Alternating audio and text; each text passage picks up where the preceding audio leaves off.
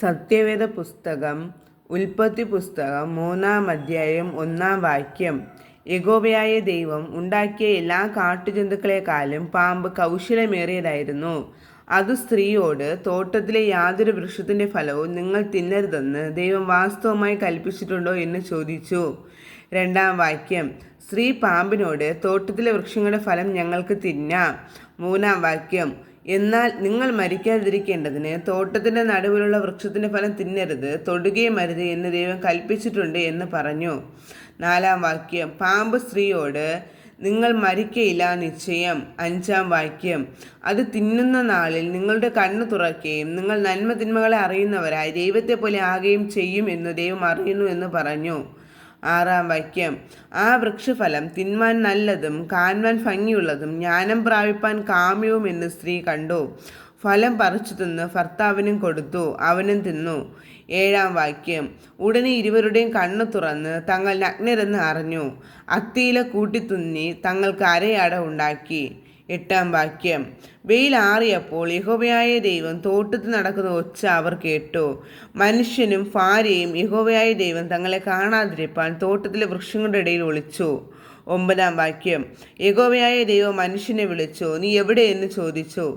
10-ാം വാക്യം. തോട്ടത്തിൽ നിന്റെ ഒച്ച കേട്ടിട്ട് ഞാൻ നഗ്നനാകൊണ്ട് ഭയപ്പെട്ട് ഒളിച്ചു എന്ന് അവൻ പറഞ്ഞു.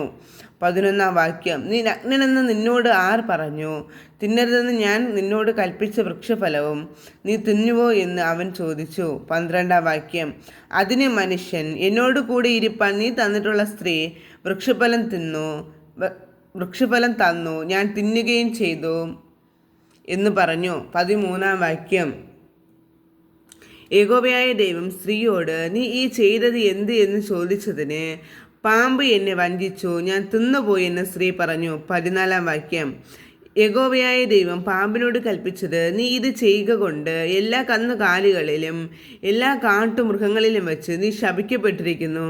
നീ ഉരസുകൊണ്ട് ഗമിച്ച് നിന്റെ ആയുഷ്കാലമൊക്കെയും പൊടി തിന്നും. 15-ാം വാക്യം. ഞാൻ നിനക്ക് സ്ത്രീക്കും നിന്റെ സന്തതിക്കും അവളുടെ സന്തതിക്കും തമ്മിൽ ശത്രുത്വം ഉണ്ടാക്കും. അവൻ നിന്റെ തല തകർക്കും, നീ അവൻ്റെ കുതിക്കാൽ തകർക്കും. 16-ാം വാക്യം.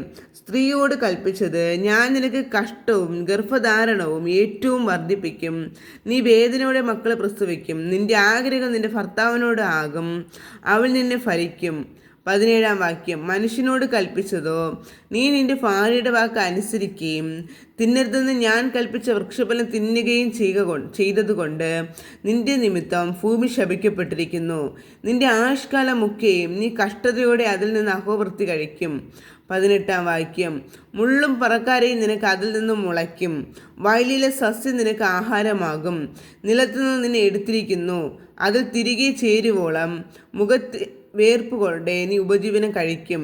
നീ പൊടിയാകുന്നു, പൊടിയിൽ തിരികെ ചേരും. 20-ാം വാക്യം. മനുഷ്യൻ തൻ്റെ ഭാര്യയ്ക്ക് ഹൗവ എന്ന് പേരിട്ടു, അവൾ ജീവനുള്ളവർക്കെല്ലാം മാതാവല്ലോ. 21-ാം വാക്യം.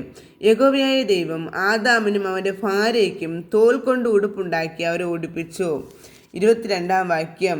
യഹോവയായ ദൈവം മനുഷ്യൻ നന്മ തിന്മകളെ അറിവാൻ തക്കവണ്ണം നമ്മിൽ ഒരുവത്തിനെ പോലെ ആയിത്തീർന്നിരിക്കുന്നു. ഇപ്പോൾ അവൻ കൈനീട്ടി ജീവവൃക്ഷത്തിൻ്റെ ഫലം കൂടി പറിച്ചു തിന്ന് എന്നേക്കും ജീവിപ്പാൻ സംഗതി വരരുതെന്ന് കൽപ്പിച്ചു.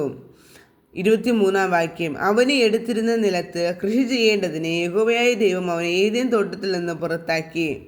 24-ാം വാക്യം. ഇങ്ങനെ അവൻ മനുഷ്യനെ ഇറക്കി കളഞ്ഞു. ജീവന്റെ വൃക്ഷത്തിലേക്കുള്ള വഴി കാപ്പാൻ അവൻ ഏദേൻ തോട്ടത്തിന് കിഴക്ക് കെരൂബുകളെ തിരിഞ്ഞുകൊണ്ടിരിക്കുന്ന വാളിൻ്റെ ജോലയുമായി നിർത്തി.